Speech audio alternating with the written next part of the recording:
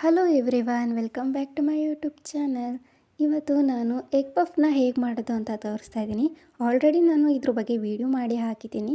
But ಇವತ್ತು ನಾನು ಮಾಡ್ತಾ ಇರೋದು ಬ್ರೆಡ್ಡಿಂದ ತುಂಬಾ ಕ್ರಿಸ್ಪಿಯಾಗಿ ಬರುತ್ತೆ. ಹಾಗೆಯೇ ಮಾಮೂಲಿ ಎಗ್ ಪಫ್ಗಿನ್ನ ತುಂಬಾ ಟೇಸ್ಟಿಯಾಗಿರುತ್ತೆ. ನೀವು ಬೇಕಿದ್ರೆ ವೆಜ್ ಪಫ್ ಕೂಡ ಇದೇ ಥರ ಟ್ರೈ ಮಾಡ್ಬೋದು. ಮೊಟ್ಟೆ ಹಾಕ್ತೇನೆ.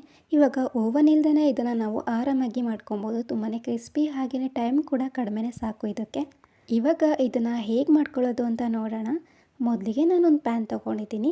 ಅದಕ್ಕೆ ಸ್ವಲ್ಪ ಎಣ್ಣೆನ ಹಾಕ್ಕೊಬೇಕು. ಜಾಸ್ತಿ ಬೇಕಾಗಲ್ಲ, ನೀವು ಎಷ್ಟು ಕ್ವಾಂಟಿಟಿಲಿ ಮಾಡ್ತಿದ್ದೀರೋ ಅದ್ರ ಮೇಲೆ ಡಿಪೆಂಡ್ ಆಗುತ್ತೆ. ಇವಾಗ ಎಣ್ಣೆ ಹಾಕ್ಕೊಂಡು ಅದಕ್ಕೆ ಅರ್ಧ ಸ್ಪೂನ್ ಆಗುವಷ್ಟು ಜೀರಿಗೆ ಹಾಕ್ಕೊಂಡಿದ್ದೀನಿ. ಹಾಗೆಯೇ ಸಣ್ಣದಾಗಿ ಕಟ್ ಮಾಡಿರೋ ಈರುಳ್ಳಿನ ಹಾಕ್ಕೊಳ್ತಾ ಇದ್ದೀನಿ.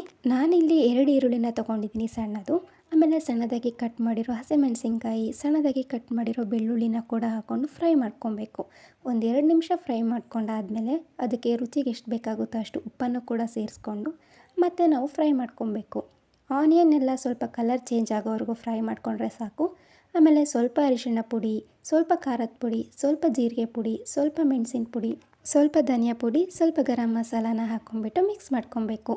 ಇವಾಗ ಲಾಸ್ಟಿಗೆ ಅದಕ್ಕೆ ಕೊತ್ತಂಬರಿ ಸೊಪ್ಪನ್ನು ಕಟ್ ಮಾಡಿ ಆ್ಯಡ್ ಮಾಡಿಕೊಂಡು ಒಂದ್ಸಲ ಕ್ಲೀನಾಗಿ ಮಿಕ್ಸ್ ಮಾಡಿಕೊಂಡು ಅದನ್ನು ಸೈಡಲ್ಲಿ ಇಟ್ಕೊಳ್ಳೋಣ. ಇವಾಗ ನಾನು ಬ್ರೆಡ್ಡನ್ನು ಸ್ಟೀಮ್ ಮಾಡ್ಕೊಳ್ತಾ ಇದ್ದೀನಿ. ಜಾಸ್ತಿ ಏನು ಟೈಮ್ ತೊಗೊಳ್ಳೋದಿಲ್ಲ. ಒಂದು 3 ನಿಮಿಷ ಇದನ್ನು ಸ್ಟೀಮ್ ಮಾಡಿಕೊಂಡ್ರೆ ಸಾಕು. ಇಡ್ಲಿ ಪಾತ್ರೆಗೆ ನೀರು ಹಾಕಿಟ್ಬಿಟ್ಟು ಕ್ಲೋಸ್ ಮಾಡಿ ಇಟ್ಟಿದ್ದೆ. ಇವಾಗ ಅದು ನೀರು ಕುದಿ ಬಂದಮೇಲೆ ಪ್ಲೇಟಿಗೆ 1-2 ಬ್ರೆಡ್ ಇಟ್ಬಿಟ್ಟು ಕ್ಲೋಸ್ ಮಾಡಿ ಇಟ್ಕೊಳ್ತಾ ಇದ್ದೀನಿ. ಒಂದು 3 ನಿಮಿಷ ಸಾಕು. ಇವಾಗ 3 ನಿಮಿಷ ಆಗಿದೆ. ಇದನ್ನು ತೆಕ್ಕೊಳ್ತಾ ಇದ್ದೀನಿ. ಇವಾಗ ಇದನ್ನು ಸೈಡಲ್ಲಿ ಇಟ್ಕೊಂಡು ಮೊಟ್ಟೆ ಕೂಡ ಬಾಯ್ಲ್ ಮಾಡಿ ಇಟ್ಕೊಂಡಿದ್ದೆ. ಇವಾಗ ಅದನ್ನು ಕಟ್ ಮಾಡಿ ನಾನು ಸೈಡಲ್ಲಿ ಇಟ್ಕೊಳ್ತಾ ಇದ್ದೀನಿ. ಇವಾಗ ಮೊಟ್ಟೆ ಸೈಡಲ್ಲಿ ಇಟ್ಕೊಂಡು ಸ್ಟೀಮ್ ಮಾಡಿರೋ ಬ್ರೆಡ್ಡನ್ನು ತೊಗೊಳ್ತಾ ಇದ್ದೀನಿ ನಾನು. ನಿಮಗೆ ಎಷ್ಟು ಎಗ್ ಪಫ್ನ ಮಾಡ್ತಾಯಿದ್ದೀರೋ ಅದ್ರ ಮೇಲೆ ಡಿಪೆಂಡ್ ಆಗುತ್ತೆ. ನಾನು ಇಲ್ಲಿ 2 ಮಾಡ್ತಾಯಿದ್ದೀನಿ, ಹಾಗಾಗಿ ನಾನು 2 ಬ್ರೆಡ್ಡನ್ನು ಇಟ್ಕೊಂಡಿದ್ದೀನಿ.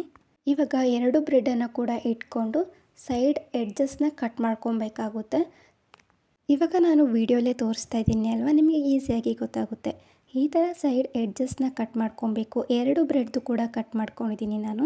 ಅದನ್ನು ಇವಾಗ ಚಪಾತಿ ಒತ್ತುತ್ತೀವಲ್ಲ ಲಟ್ಟಣಿಗೆ, ಅದರಲ್ಲಿ ಒಂದ್ಸಲಿ ಒತ್ಕೊಂಡ್ರೆ ಸಾಕು. ಸ್ವಲ್ಪ ತೆಳ್ಳಗಾಗುತ್ತೆ. ತೋರಿಸ್ತಾ ಇದ್ದೀನಿ ಅಲ್ವಾ, ಆ ಥರ ಆಗಿರುತ್ತೆ.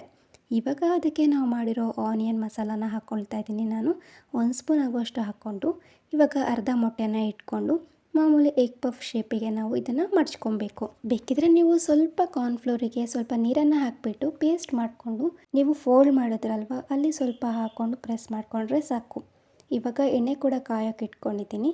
ಇವಾಗ ಎಗ್ ಪಫ್ನ ಕಾಯಿಸ್ಕೊಬೇಕು. ಇದು ಜಾಸ್ತಿ ಹೊತ್ತು ಟೈಮ್ ತೊಗೊಳ್ಳೋದೇ ಇಲ್ಲ. 2 ಸೈಡು 1 ನಿಮಿಷ ತೊಗೊಳುತ್ತೆ ಫ್ರೈ ಮಾಡ್ಕೊಳ್ಳೋದಕ್ಕಷ್ಟೇ, ಬೇಗ ಆಗಿಬಿಡುತ್ತೆ.